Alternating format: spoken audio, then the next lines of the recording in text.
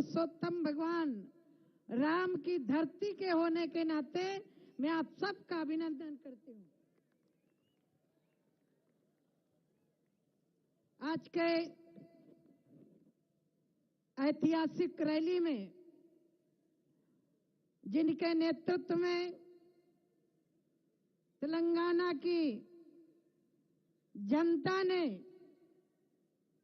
परिवर्तन करने का मन बना लिया है, ऐसे पार्लियामेंट में हमारे सहयोगी बंटी संजय जी प्रदेश अध्यक्ष जी का ताली बजा करके जरा स्वागत करिए। हिंदी समझ में आ रही है? पक्का?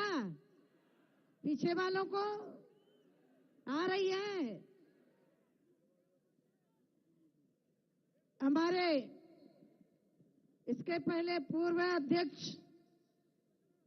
ओबीसी मोर्चा के राष्ट्रीय अध्यक्ष उत्तर प्रदेश से सांसद राज्यसभा डॉक्टर लक्ष्मण जी, श्रीमती डीके वरुणा जी, राष्ट्रीय सेक्रेटरी चले गए क्या? मुरलीधरन जी चले गए जी, श्री जी मोहन राव जी पार्लियामेंट में 2014 से, आवाज सही रखो भाई, 2014 से 19 तक हमारे सदन में सहयोगी रहे आदरणीय जितेंद्र रेड्डी जी, प्रभाकर जी, आदरणीय रामचंद्र राव जी, श्री प्रोफेसर रेड्डी जी, प्रदीप कुमार जी, कुमारी बंगारू श्रुति जी, श्री मनोहर रेड्डी, जिनके नेतृत्व में पूरी यात्रा की व्यवस्था देख रहे हैं, उनकी पूरी टीम को मैं बधाई देती हूं। श्री रघुनंदन राव जी एमएलए, श्री विवेक जी, और अभी जिन्होंने मोदी जी के नेतृत्व पर विश्वास करते हुए कांग्रेस को छोड़ करके भारतीय जनता पार्टी में आए, श्री राम गोपाल जी का सभी लोग पार्टी की तरफ से हार्दिक स्वागत अभिनंदन करते हैं। मंच पर जिनसे मैं बहुत पहले से परिचित हूं, श्री एस राव जी मूर्ति, श्री राम एन जय मिंडा जी, श्री देवानंद जी, श्री विश्वनाथन जी, श्री एम श्याम जी तथा मंच पर उपस्थित भारतीय जनता पार्टी के सभी मोर्चों के पार्टी के पदाधिकारीगण, सामने बैठे हुए आप सबको देख करके मैं ये कह सकती हूं कि ये प्रयागराज की त्रिवेणी है, इस संगम में जहां जनता आई हुई है। सभी नौजवानों का, बहनों का, भाइयों का मैं अभिनंदन करती हूं। मीडिया के पत्रकार साथियों का भी अभिनंदन करती हूं। और अभी मेरे दाहिनी तरफ अपने तेलंगाना की भाषा में और यहाँ के कल्चर की प्रस्तुति कर रहे थे उन कलाकारों का भी मैं अभिनंदन करती हूं। भाइयों बहनों, मैं यहाँ बहुत पहले भी आई हूं, शायद यहाँ पुराने लोग होंगे, मालूम होगा। इस भाग्यनगर में आज के 10 साल पहले जैसे आप बैठे हो वैसे ही एक बहुत बड़ा हिंदू सम्मेलन हुआ था, उसमें मुझे बुलाया गया था। उसके बाद से लगातार लक्ष्मण जी के नेतृत्व में यात्रा चली, तब भी मैं आई। अभी 2 महीना पहले 3 दिन इसी रंगारेड्डी जिले में मैं रह करके गई हूं। भाइयों बहनों, मेरे पास विषय बहुत है। मैंने जब इस प्रदेश में 3 दिन इस जिले में प्रवास किया। यहां की सरकार की कार्यशैली से मुझे अवगत होने का अवसर मिला। और अभी जब मैं आई यहां, इसके पहले एक मुझे जानकारी और मिली है, और वर्तमान सरकार से उम्मीद नहीं की जा सकती। इससे प्रदेश में अंधाधुंध धर्मांतरण का भी काम चल रहा है, ये भी मुझे जानकारी मिली है। मेरे प्रिय बंधुओं, यहां एक देश को तोड़ने वाले नेता भी हैं। मुझे कहने में संकोच नहीं लगता, भारतीय जनता पार्टी को सांप्रदायिक कहने वाले लोग हैं। आप सब जानते हैं, ओवैसी जैसे लोग इस देश के भाईचारे को तोड़ने का काम कर रहे हैं। मैं आपसे पूछना चाहती हूं, देश को तोड़ने की भाषा कौन बोलता है? ओवैसी का भाई कहता है 10 मिनट के लिए फोर्स हटा लिया जाए, हम बता दें कि हम औकात क्या है हमारी। ऐसे लोग भी हैं। मेरे प्रिय बंधुओं, मुझे साफ नजर आ रहा है, तेलंगाना में बहुत बड़ा परिवर्तन होने वाला है। भारतीय जनता पार्टी की सरकार आने वाली है। इससे प्रदेश को जिन्होंने लूटा है, मैं उस प्रदेश से आई हूं जिस प्रदेश में प्रदेश के विकास का पैसा लूटा था, योगी जी उनके घरों में बुलडोजर चलवा रहे हैं। ऐसी सरकार चाहिए कि नहीं चाहिए? जरा हाथ खड़ा करिए, चाहिए कि नहीं चाहिए? ये गाड़ी कमाई जनता की मुफ्त में लूटने वालों के, चाहे वो फिर नेता ही क्यों ना हो, भारतीय जनता पार्टी की सरकार आई तो ऐसे लोगों के घर जरूर गिराए जाएंगे। ऐसे लोगों के हिसाब किताब होने चाहिए कि नहीं होना चाहिए? आए? होना चाहिए ना? पक्का? अभी एक देश के नेता यात्रा निकाल रहे हैं, भारत छोड़ो आंदोलन। अरे भैया, भारत छोड़ो किसके लिए कर रहे हो? अब मुझे बोलना नहीं है, लेकिन भारत छोड़ो आंदोलन अब कांग्रेस के लिए है या और किसी के लिए नहीं है। राहुल गांधी जी, चाहे राहुल गांधी हो, चाहे यहां के मुख्यमंत्री हो, चाहे पश्चिम बंगाल की मुख्यमंत्री हो, चाहे बिहार के मुख्यमंत्री हो, सारे के सारे प्रधानमंत्री बनना चाहते कि नहीं बनना चाहते? आए? चेहरा तो प्रस्तुत कर रहे हैं। रामायण पढ़ी है कि नहीं पढ़ी है? पढ़ी है ना? थोड़ी बहुत तो जानते होंगे ना? सीरियल चला था तो देखा था कि नहीं देखा था? देखा था ना?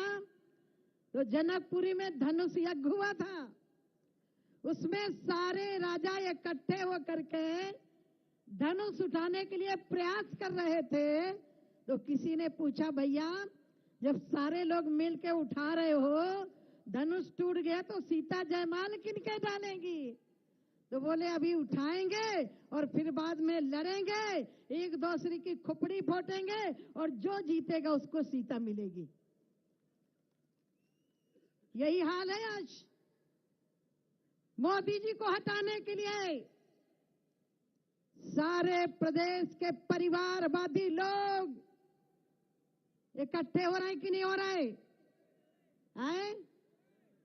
मोदी जी के खिलाफ नेता विरोध कर सकते हैं, लेकिन देश की जनता मोदी जी के साथ खड़ी है, तुम कुछ भी नहीं बिगाड़ पाओगे। आप कल्पना करिए, यहां पीएफआई को संरक्षण देने वाले लोग हैं, पीएफआई के ऊपर कार्रवाई होती है तो दर्द नेताओं के पेट में पैदा होता है। देश के तोड़ने वालों के साथ कार्रवाई होनी चाहिए कि नहीं होनी चाहिए? होना चाहिए कि नहीं होना चाहिए? 2014 के पहले ये हैदराबाद सुरक्षित था क्या? है?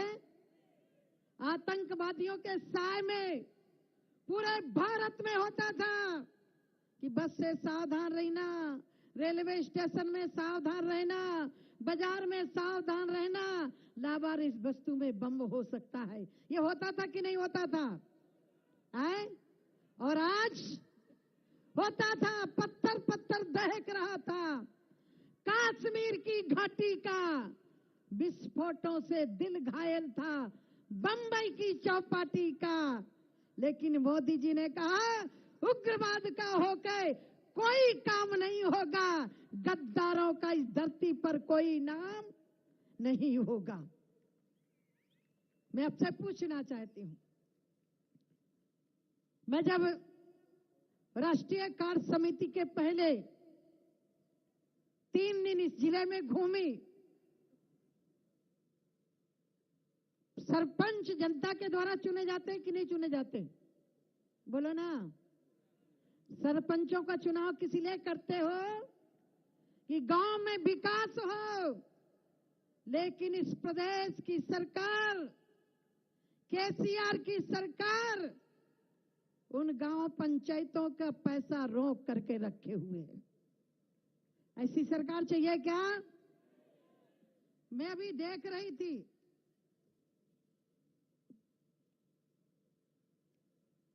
प्रधानमंत्री आवास, जितेंद्र जी, 2016 में योजना लागू हुई थी, गरीब के लिए लागू हुई थी। मैं आपसे पूछना चाहती हूं, गरीब का घर पक्का होना चाहिए कि नहीं होना चाहिए? जरा पीछे वाले हाथ खड़ा करके सहमति तो जताएं। गरीब का पक्का मिलना चाहिए घर की नहीं मिलना चाहिए? गरीब के घर में शौचालय होना चाहिए कि नहीं होना चाहिए?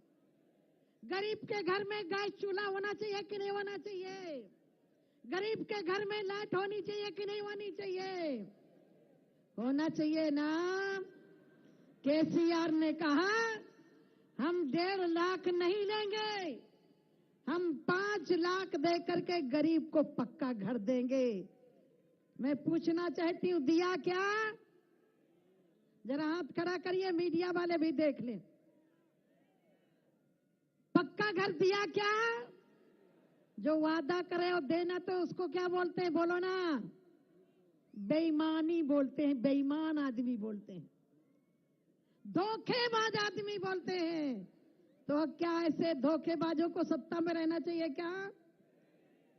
पीछे वाले जरा हाथ खड़ा करें, मुझे पता चलना चाहिए ना। ऐसे लोगों को रहना चाहिए क्या? यह है प्रधानमंत्री आवास योजना।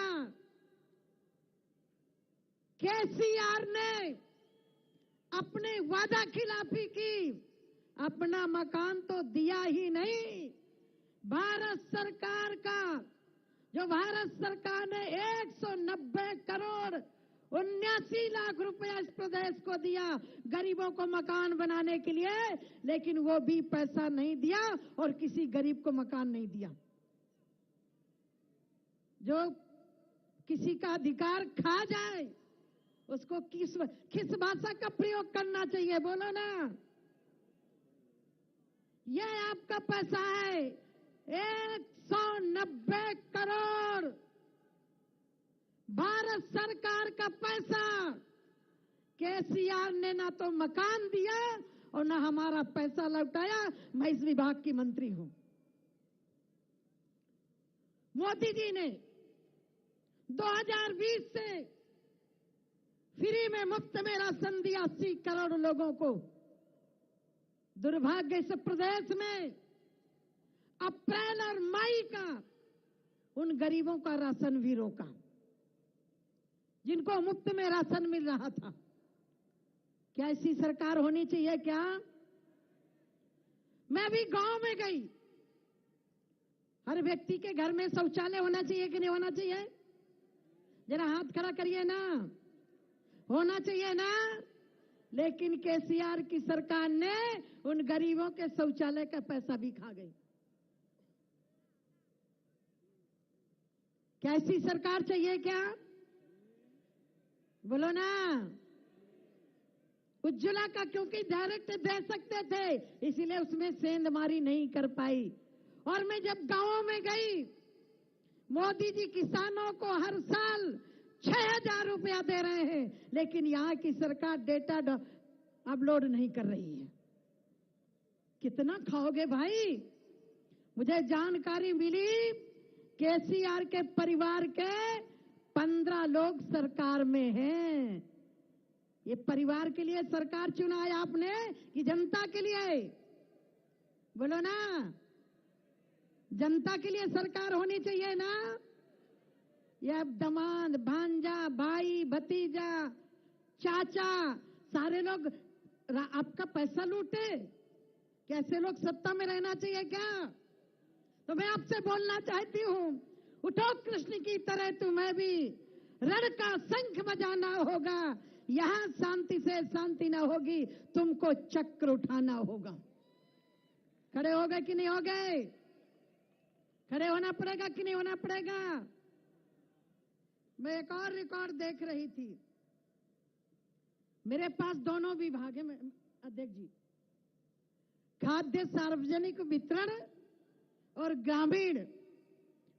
इस प्रदेश में 15वें वित्त का पैसा भी ग्राम पंचायतों में नहीं जा रहा, उसको भी यहाँ की सरकार लूट रही है।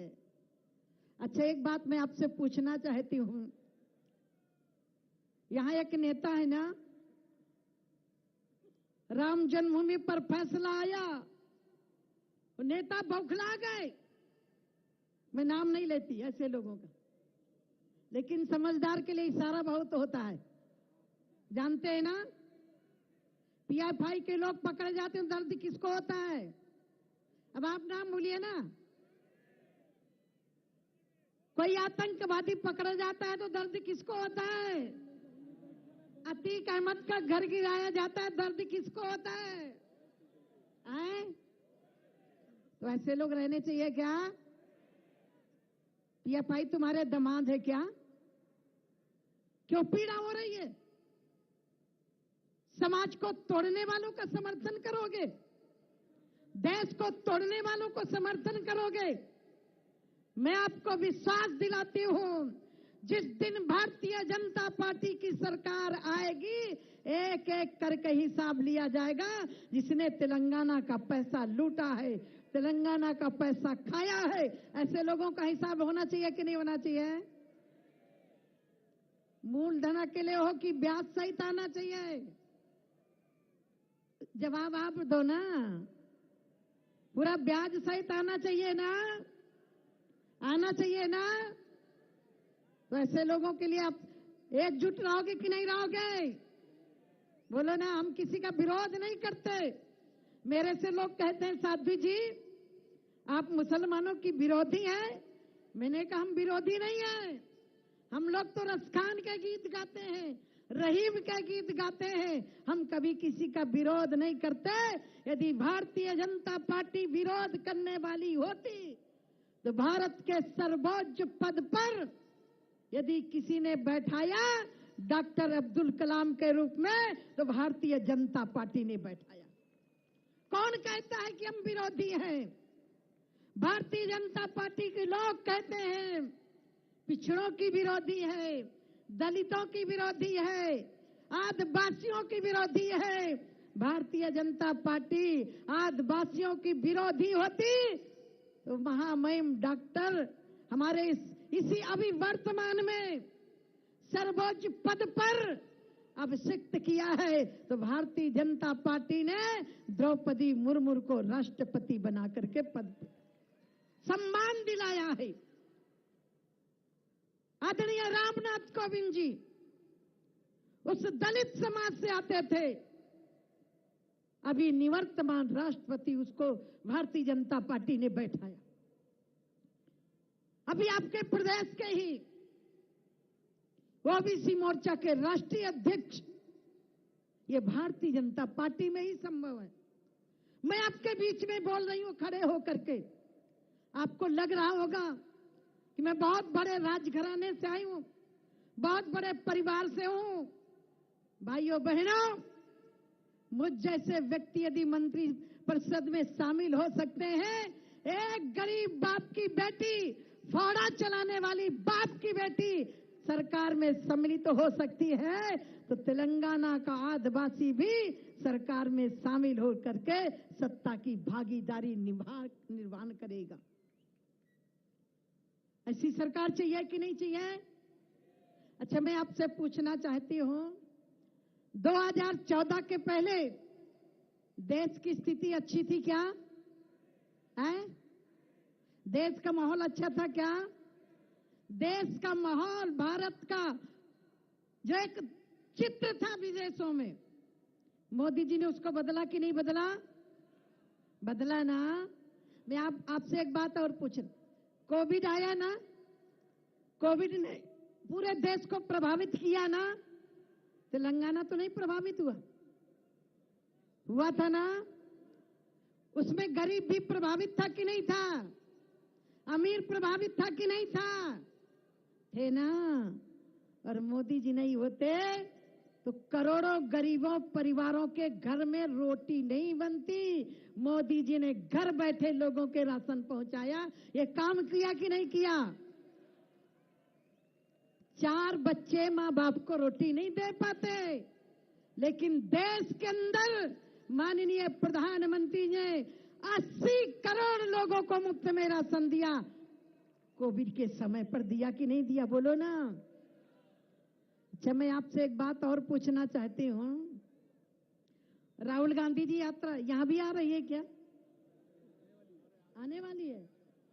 ये मैं आपसे पूछना चाहती हूँ, राहुल गांधी जी भारत छोड़ो आंदोलन क्या कर रहे हैं? पद यात्रा क्या कर रहे हैं?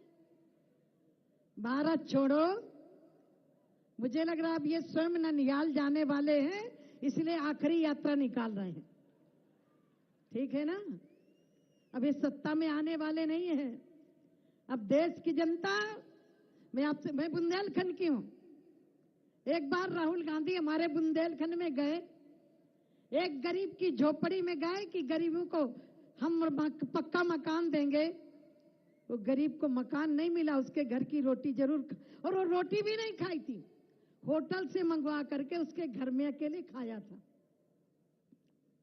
क्या किसी के घर में रोटी खाने से गरीबी दूर होती है क्या? बोलिए ना। किसी के झोपड़ी में चारपाई में बैठ करके गरीबी दूर होती है क्या?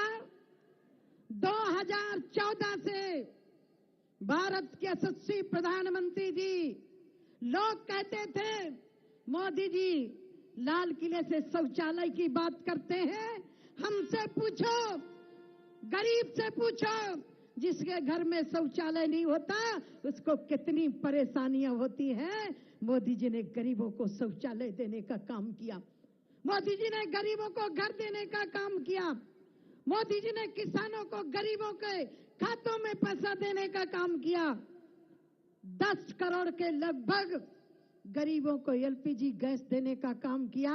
तो मोदी जी ने गलत काम किया क्या? है? अच्छा काम किया है ना? पता नहीं, मुझे संजय जी ने कहा कि मैंने कहा था दीदी को भेजो। मेरी भाषा समझ में आ रही कि नहीं आ रही? पक्का आ रही है ना? मैं कहां से हूं? मैं कहां से हूं? हम नारा लगाते थे राम लला हम आएंगे। आप लोग, काफी लोग यहां से भी गए थे जब ढांचा टूटा था। हमारे से लोगों ने, मैं तो वहां थी, लोगों ने कहा साध्वी जी आप लोगों ने ढांचा तोड़ा। हमने कहा हाँ तोड़ा, क्योंकि वह मस्जिद नहीं थी। मर्यादा पुरुषोत्तम भगवान राम को हमें अपमानित करने के लिए मंदिर तोड़ करके मस्जिद बनाई गई थी, इसलिए हमने तोड़ा। मैं आपसे पूछना चाहती हूं, एक नेता और पैदा हुए हैं, आम आदमी। सुना है कि नहीं सुना है? आम आदमी सुना है ना? बेचारे अन्ना हजारे ने आंदोलन किया, आंदोलन भ्रष्टाचार के खिलाफ किया। उसी आंदोलन से निकले अरविंद केजरीवाल पंजाब में सरकार बनते उनके स्वास्थ्य मंत्री जेल गए, दिल्ली के मंत्री जेल गए। जेल किस लिए गए भाई? पूजा करने के लिए जेल गए हैं, बेईमानी। अच्छा, एक बात मैं आपसे पूछती हूं, 2014 से भारतीय जनता पार्टी की सरकार चल रही है, किसी नेता के ऊपर कोई अंगुली नहीं उठा सकता कि किसी नेता ने भ्रष्टाचार किया है। हम पारदर्शिता से काम कर रहे हैं, हम देश हित में काम कर रहे हैं। यही के नेता, कश्मीर के नेता बोलते थे 370 धारा पर हाथ लगाया तो तिरंगा उठाने वाला कोई नहीं मिलेगा। अच्छा, मैं आपसे पूछती हूं, ये जो जहां हम बैठे हैं, इसको भारत में विलय किसने करवाया था? सरदार वल्लभ भाई, बोलो ना, सरदार वल्लभ भाई किसने मनाया, विलय करवाया था। और यहां की सरकार को हिम्मत नहीं पड़ी कि इसको विलय का महोत्सव मनाया जाए। जब भारतीय जनता पार्टी ने मनाना शुरू किया तो भी नाम लेकर के नहीं किया। किया क्या? नहीं किया ना। क्यों नहीं किया? क्योंकि एक वर्ग नाराज हो जाएगा। ओवैसी ने भी मोटरसाइकिल जुलूस निकाला था, लेकिन उन्होंने भी नाम नहीं लिया था। मैं आपसे पूछना चाहती हूं, कश्मीर की पीड़ा, कश्मीर का दर्द वहां के बासिंदों से पूछो। आजादी के बाद से इस देश का दुर्भाग्य रहा। आजादी आई थी लेकिन कायम थे गुलामी के बस में। इस देश को लूटने का काम किया गया। आज किसी चैनल खोल के मैं देख रही थी, 2014 के चुनाव के पहले मनमोहन सिंह की सरकार ने दिल्ली के अंदर अधिसूचना लागू होने के चंद घंटों पहले वो भी कीमती जमीन वक्फ बोर्ड करके देखो चली गई थी। हम किसी का विरोध नहीं करते, हम सब भारतवासी हैं, लेकिन कोई भारत मां को डाइन कहे तो आप बर्दाश्त करोगे क्या? राम को अय्यास कहे, ऐसे लोगों को बर्दाश्त करोगे क्या? गंगा मां को चुड़ैल कहे, ऐसे लोगों को बर्दाश्त करोगे क्या? तो मैं आप सबसे इतने निवेदन करती हूं, कमर कस लीजिएगा। उत्तर प्रदेश के लोग भी निराश हो गए थे। 12 में मैं विधायक बनी, 47 लोग जीते थे, ज्यादा नहीं थे। आप विधायक जी चिंता मत करिएगा, हम उत्तर प्रदेश में जहां इतनी बड़ी आबादी वाला प्रदेश, सिर्फ 47 विधायक थे। हम जब चुन करके गए, हमने कहा ये 47 का काम करेगा, चिंता मत करिएगा। 2017 में 325 सीटें जीत करके आए। तो आपके 3 विधायक है ना, तो 3 में 3 जीरो लगाने की जरूरत है, ज्यादा कुछ करने की जरूरत नहीं। ठीक है ना? आप विधायक बनेंगे, सरकार बनेगी, और यहां के लुटेरों को बस्ता बांधने के लिए तैयार करना पड़ेगा। और लूटने वालों की यात्रा कहां होती है? बोलो ना, कहां होती है? कहां होती है? जेल होती है ना। जिन्होंने आपकी गाड़ी कमाई लूटी है, तो लूटने वाले जेल जाए कि लूटने वाले जाए? हैं? लूटने वाले को जाना चाहिए कि नहीं जाना चाहिए? तो मैं आप सबको बहुत बहुत अभिनंदन करती हूं। संजय जी, लक्ष्मण जी, जितेंद्र जी, जितने भी हमारे तीनों विधायक हैं, चिंता मत करिए। जेल एक वो व्यक्ति जाता है समाज की सेवा करके वो प्रसन्नता पूर्वक जाता है, और एक जो लोग हो जाते हैं जो जनता की गाड़ी कमाई लूटते हैं, तो चिंता मत करिएगा।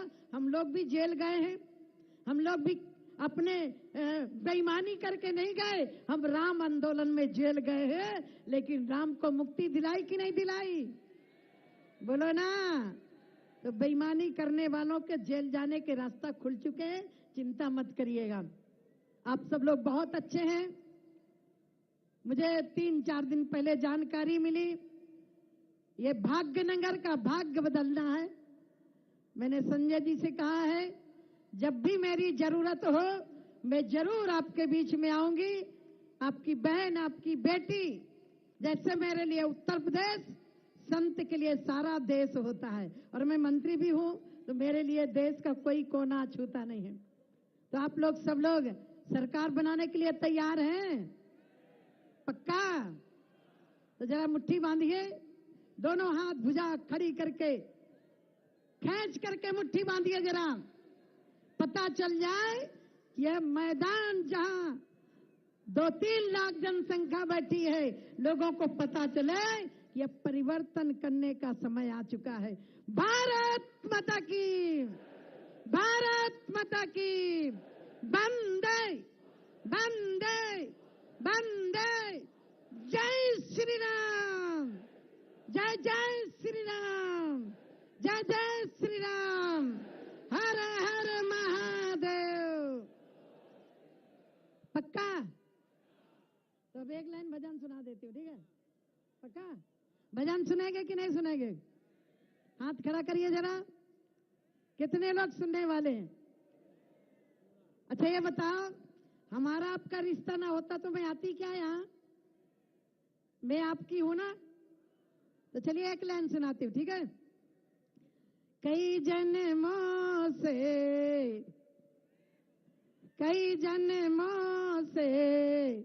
बुला रहे हो,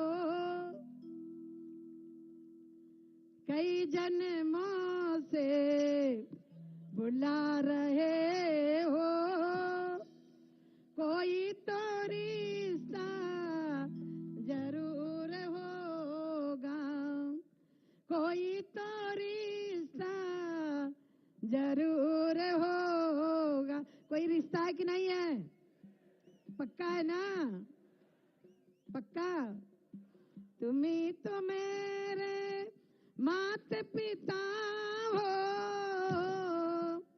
तुम्ही तो मेरे बंधु सखा हो, अनेक नाते तुम संग जोड़े, अनेक नाते तुम संग जोड़े,